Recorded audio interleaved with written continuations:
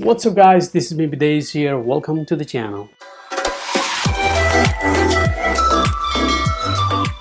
यस च्यानलमा म विभिन्न product unboxing, product reviews, tips and tricks, her videos र टेक न्यूज लिएर हजुरहरु समक्ष आउने नै छु। आजको भिडियोमा मैले MacBook Pro को ब्याट्री कसरी चेन्ज गर्ने भन्ने लिएर आएको छु र हजुरहरुकोमा पनि यस्तै समस्या हुन सक्छ र भिडियोको अन्त्यसम्म हेर्दिनु होला। म इजी वे देखाउने छु र तपाईहरुले चाहिँ यसै गरी ब्याट्री चेन्ज गर्न सक्नुहुनेछ। र मैले लिएको छु यो MacBook Pro को ब्याट्री चेन्ज गर्नको पहिला MacBook लाई टर्न अफ गरिदिनु होला। टर्न अफ गरिसकेपछि यहाँनेरि 10 वटा स्क्रुजहरु छ। त्यो भन्दा अगाडि पहिला मोडल नम्बर हेरेर ब्याट्री अर्डर गर्नु होला। अर्डर गरेमा मैले निन्जाको ब्याट्री लिएको छु। यो भनेको हाई परफर्मेन्स ल्यापटप ब्याट्री छ र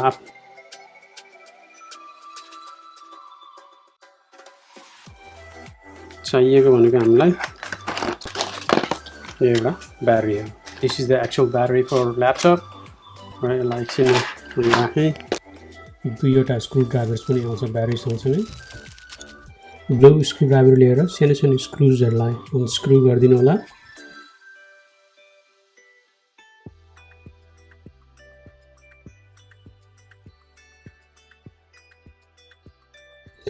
सबै स्क्रुजहरु निकालेपछि पछाडीबाट ब्याक कभरलाई बिस्तारै पुल गर्नु होला। बरङ भागमा रेक्टेंगुलर देखिएको सबै ब्याट्रीजहरु हो त्यसलाई डिस्कनेक्ट गरिदिनु होला। त्यसमा दुईवटा स्क्रुजहरु हुन्छन् त्यसलाई पनि अनस्क्रू गरिदिनु होला।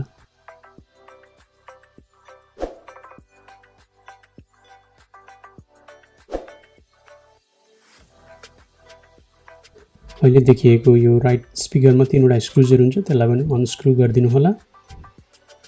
फुल्ली निकाल्नु पर्दैन, त्यसलाई अलिकति मात्रै बाहिर राख्दिनु होला। यसलाई रिबिन कनेक्सन हुन्छ, बी केयरफुल। यो रिबिनलाई छुटाउनु हुँदैन अथवा बङ्गाउनु हुँदैन। लेफ्ट साइडको स्पिकरमा पनि त्यस्तै तीनवटा स्क्रुजहरु हुन्छ त्यसलाई पनि अनस्क्रू गरिदिनु होला। त्यसलाई पनि बिस्तारै अलिकति मुभ मात्रै गरिदिनु होला ताकि ब्याट्रीलाई निकाल्न सजिलो होस्।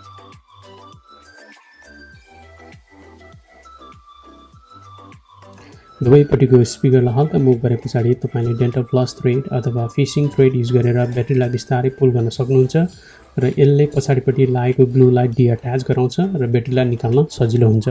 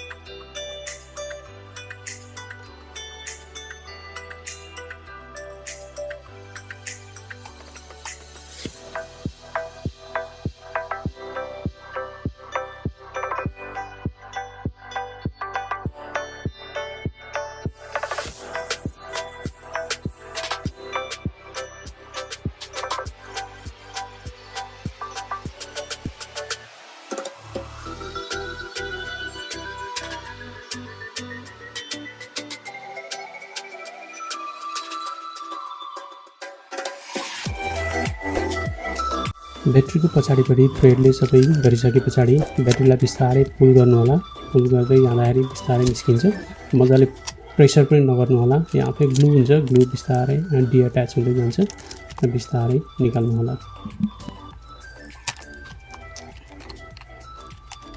हेर्नुहोस् त ग्लु कस्तो हुन्छ, एकदमै ग्लु लागेको हुन्छ। बिस्तारै त्यसलाई पनि पुल गर्नु होला। ग्लुलाई सबै क्लिन गर्नु होला।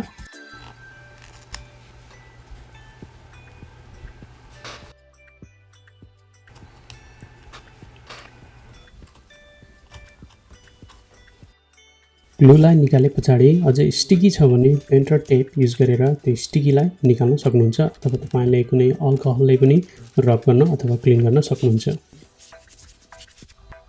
कम्प्युटरमा धेरै धुलो बिल्डअप भएकोले गर्दाखेरि म कम्प्युटरको भित्री पार्ट्सहरुलाई पनि अलिकति क्लिन गरिरहेको छु।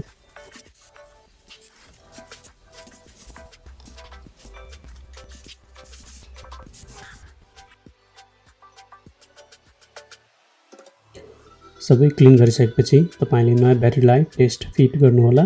Make sure it fits on the computer.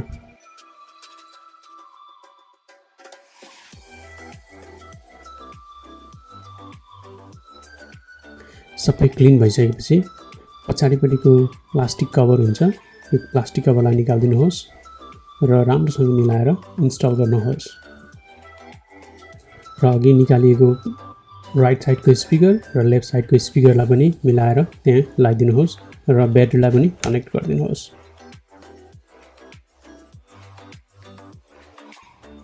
र कनेक्सन भइसक्यो र ब्याक कभर लगाएर टेस्ट गर्नुहोला।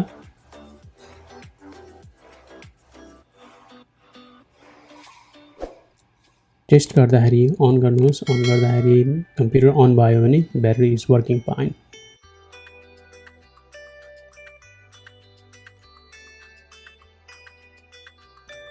यस फिट पछाडि ब्याट्रीको स्टिकर हुन्छ, त्यो स्टिकरलाई प्लास्टिक स्टिकरलाई निकालिदिनु होला र राम्रोसँग सिक्योरली कनेक्ट गर्नुहोला। कनेक्ट गरे पछाडि र टु साइड्सको स्पिकरलाई पनि कनेक्ट गरिदिनु होला।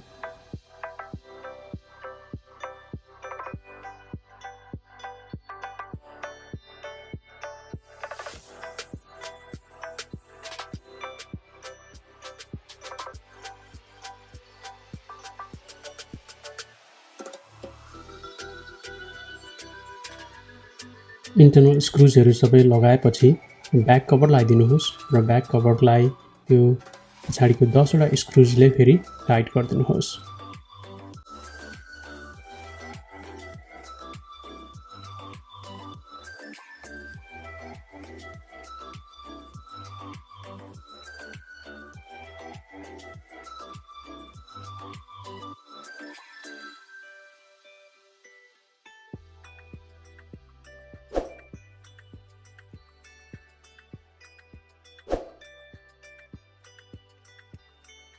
त्यस पछाडि कम्प्युटरलाई पावर अन गरिदिनु होला।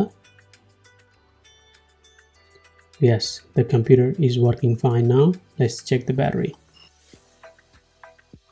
ब्याट्री चेक गर्नको लागि ब्याट्रीलाई क्लिक गर्नुहोस्, सिस्टम प्रेफरेन्समा जानुहोस् र ब्याट्रीको स्ट्याटस देख्नेछ। यसरी तपाईहरुले पनि आफ्नो कम्प्युटरको ब्याट्री फिक्स गर्न सक्नुहुनेछ। हजुरहरुलाई भिडियो कस्तो लाग्यो? मन पर्यो भने लाइक र साथीभाइमा शेयर पनि गरिदिनु होला र कुनै पनि क्वेशन छ भने प्लिज कमेन्ट डाउन बिलो। यदि च्यानलमा नयाँ हुनुहुन्छ र यस्तै नयाँ टेक्नोलोजिजका भिडियोजहरु हेर्न चाहनुहुन्छ भने च्यानललाई सब्स्क्राइब र त्यो बेल आइकनलाई पनि ट्याङ्ग थिचिदिनु होला। Thank you so much for those who have subscribed to the channel. 100+ subscriber भएको उपलक्ष्यमा मैले सानो लकी ड्र राखेको छु। यस लकी ड्रमा इन्टर हुनको लागि तपाईले च्यानललाई सब्स्क्राइब गर्नुपर्ने हुनेछ। यदि गर्नुभएको छैन भने र कुनै पनि भिडियोलाई हेरेर कमेन्ट गरिदिनु होला र त्यो भिडियोलाई तपाईको साथीकोमा शेयर गरिदिनु होला। यदि गर्नुभयो भने म तपाईको नाम लकी ड्रमा राख्ने छु। यदि लकी विनर हुनुभयो भने म तपाईलाई गिफ्ट ह्याम्पर पठाउने छु। गिफ्ट ह्याम्पर पठाउन मिल्दैन भने गिफ्ट कार्ड पठाउने छु र गिफ्ट कार्ड पनि पठाउन मिल्दैन भने त्यहाँको इक्विभ्यालेन्ट पैसा यहाँबाट ट्रान्सफर गरिदिने छु। यो तर आजको कम्प्लिट भिडियो कस्तो लाग्यो? तपाईलाई मन पर्यो भने फेरि पनि लाइक र शेयर गरिदिनु होला। कुनै पनि क्वेशन छ भने कमेन्ट डाउन गरिदिनु होला। यति भन्दै म आजको भिडियोबाट बिदा हुन चाहन्छु। Stay safe and piece.